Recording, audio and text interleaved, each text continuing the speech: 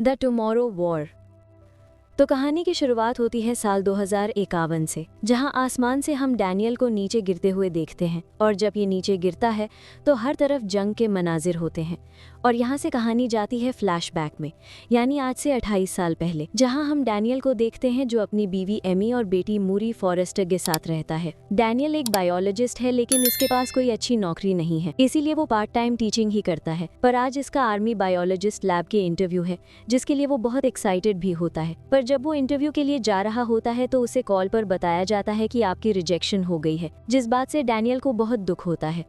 अब डैनियल जब अपनी फैमिली के साथ टीवी पर फुटबॉल का मैच देख रहा होता है कि तभी फुटबॉल ग्राउंड में दिखाया जाता है, जहां पर अचानक एक पोर्टल खुलता है और उसमें से बहुत से सोल्जर्स बाहर आते हैं। और उन्हीं सोल्जर्स की लीडर, जिसका नाम लेफ्टिनेंट हार्ट है, वो बताती है कि 2048 में व्हाइट स्पाइक्स नामी एलियंस ने हमारी जमीन पर हमला किया और फिर अगले 3 साल में उन्होंने पूरी इंसानियत का खात्मा कर दिया। इसीलिए हमें इनसे लड़ने के लिए आप लोगों की ज़रूरत है, ताकि हम इन एलियंस को ख़त्म करके अपना फ्यूचर बचा सकें।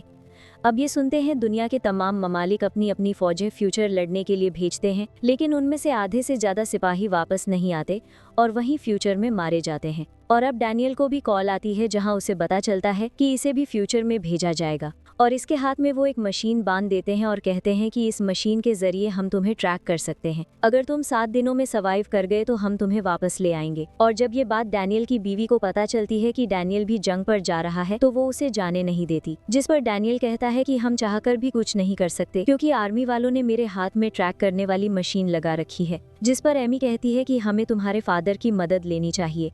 जिसके बाद डैनियल अपने फादर से मिलने जाता है, लेकिन वहां पर माजी की कुछ तलखियों को लेकर दोनों में गर्म बहस हो जाती है। दरअसल डैनियल के फादर ने उसकी माँ और उसे बचपन में ही छोड़कर चला गया था, इसीलिए डैनियल आज भी अपने बाप से नफरत करता है। जिसके बाद अब डैनियल जंग पर जाने के लिए ही तैयारी हो जाता है, हालांकि इसकी बेटी उसे बहुत रोकती है।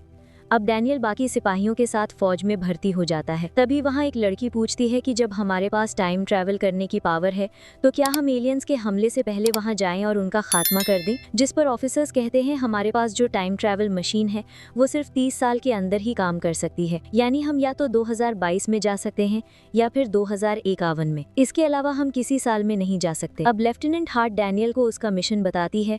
वो कहती है 2051 में हमारी एक सीक्रेट लैब है, जहाँ से उसे कुछ वायरस वाली दवाएं लानी होंगी। और अब डैनियल और उसकी टीम एक पोर्टल के जरिए फ्यूचर में चली जाती है, जहां फ्यूचर में हर तरफ तबाही के मनाजिर होते हैं। इसके बाद डैनियल और उसकी टीम अपने मिशन के तहत उसी सीक्रेट लैब में पहुंच जाते हैं, जहां से डैनियल कुछ सीक्रेट हार्ड ड्राइव हासिल कर लेता है। लेकिन तभी वापसी के दौरान एलियंस इन पर हमला कर देते हैं, इसीलिए कर्नल मूरी इस जगह को बम से उड़ा देने का हुक्म दे देती है। जिसके बाद डैनियल और उसकी टीम जल्दी से लैब से बाहर निकल जाते हैं और इस जगह को बम से तबाह कर दिया जाता है, जिसमें बहुत सारे एलियंस मारे जाते हैं। लेकिन इसमें डैनियल के भी बहुत सारे साथी मारे जाते हैं।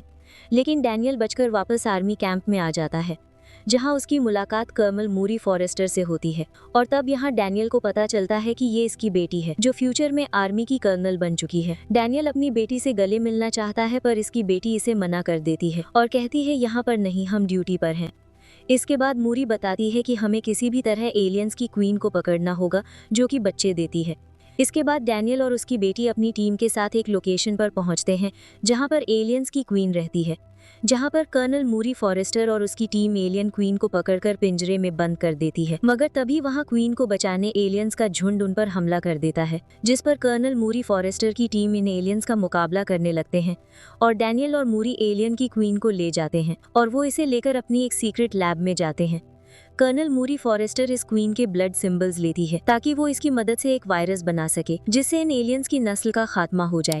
लेकिन तभी एलियंस की क्वीन जाग जाती है और दूसरे एलियंस को अपनी लोकेशन का पता देती है, जिसके बाद सभी एलियंस इस जगह पर हमला कर देते हैं और इस हमले में डैनियल की बेटी मारी जाती है। और तभी से डैनियल के हाथों में लगी हुई मशीन एक्टिव हो जाती है, जिससे डैनियल वापस पास्ट में चला जाता है। वहां पहुंचने के बाद डैनियल बहुत दुखी होता है कि फ्यूचर में उसकी बेटी मारी जाएगी। इसके बाद डैनियल वो वायरस ऑफिसर को दे देता है और कहता है कि हम इससे फ्यूचर में एलियंस को मार सकते हैं। इसके बाद डैनियल वापस अपने घर आता है, जहाँ वो अपनी बेटी को गले से लगा लेता है और अपनी बीवी को सारी बात बताता है कि फ्यूचर में उनकी बेटी भी जंग में मारी जाएगी। इसीलिए डैनियल अपनी बेटी को बचाने का फैसला करता है। डैनियल अपने एक साथी सोल्जर के पास जाता है जो उसके साथ फ्यूचर में गया था। उसके पास एक एलियन नाखून होता है जिसे लैब में टेस्ट करने पर उन्हें मालूम पड़ता है कि ये लावा की राख है। यानी 1946 में हमारी धरती पर एक जगह लावा निकला था और आजकल वो जगह बर्फ से ढक गई है, जिस पर वहाँ रहने वाले जानवर इस बर्फ के नीचे दब गए। लेकिन शायद आज भी वहाँ कोई जीव जिंदा हो और अगर मुस्तकबिल में बर्फ पिघली तो वो जानवर बाहर आ जाएंगे। जिसको सुनने के बाद डैनियल इस जगह पर जाने के लिए एक टीम बनाता है और फिर डैनियल वहाँ पहुंचकर उस बर्फ वाली जगह को ब्लास्ट करता है। इसके बाद ये सबके सब जमीन के नीचे जाते हैं जहाँ पर उन्हें एक एलियन का बहुत बड़ा शिप मिलता है जिसमें एलियंस के बहुत सारे अंडे पड़े हुए थे और वहीं पर एलियन की क्वीन भी होती है जो गहरी नींद में सो रही थी। जिसके बाद डैनियल और उसकी टीम इस जगह पर बम लगा देते हैं और कुछ ही देर में ये जगह धमाके से तबाह हो जाती है जिसमें एलियन सारे मारे जाते हैं। लेकिन एलियन की क्वीन जो अभी भी जिंदा थी अपने बच्चों की मौत पर भड़क जाती है, जिस पर डैनियल और उसके फादर मिलकर इस एलियन की क्वीन को भी मार देते हैं, जिससे डैनियल और उसके फादर की भी हमेशा से नाराजगी खत्म हो जाती है। और इस तरह डैनियल फ्यूचर में होने वाली तबाही से सभी इंसानियत को बचा लेता है और आखिर में डैनियल अपनी बीवी और बेटी के गले मिलता है। और इस तरह द टुमारो वॉर की ये कहानी यहीं पर खत्म हो जाती है।